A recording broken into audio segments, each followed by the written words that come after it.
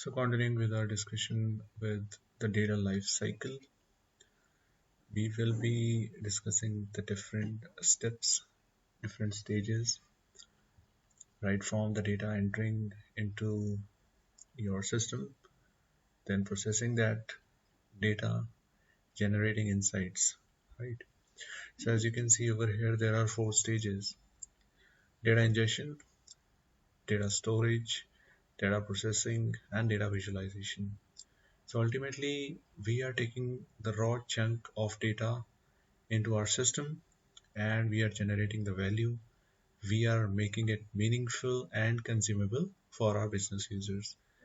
So we will be understanding what GCP services revolve around these stages of data lifecycle. So starting with data ingestion, as you can see over here,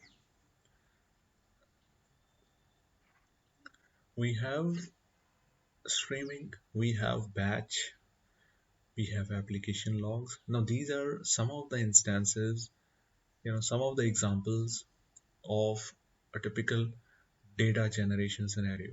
I mean, there will be more kind of data, that needs to be pulled, and depending upon the project, depending upon the business scenario. But you know, as a simple classification, we will have the data, in the form of batches being pulled onto Google Cloud platform, right?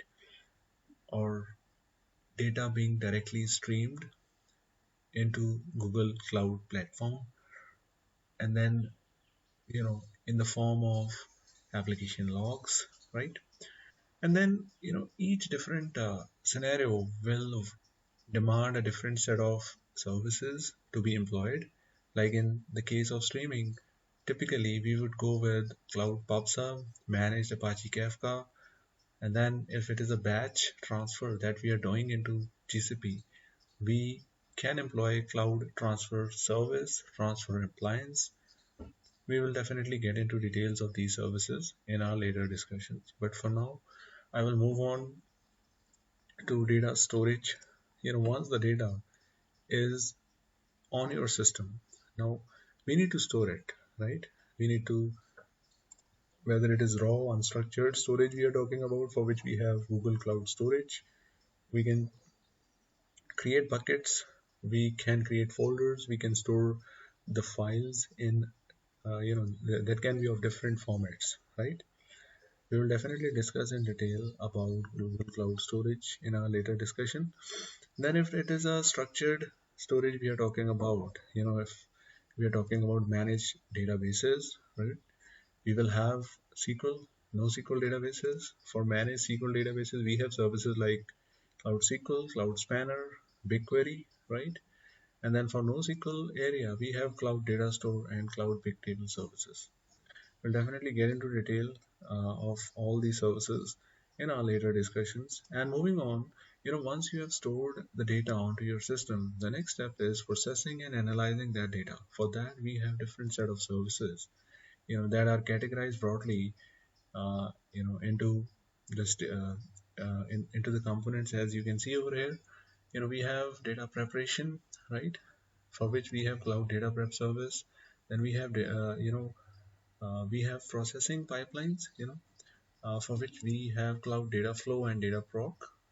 Data Proc being managed Apache Hadoop framework on Google Cloud Platform, and Cloud Data Flow is a service that is used to build pipelines, data processing pipelines, right? And then if we want to analyze the stored data, we can again make use of BigQuery service, right?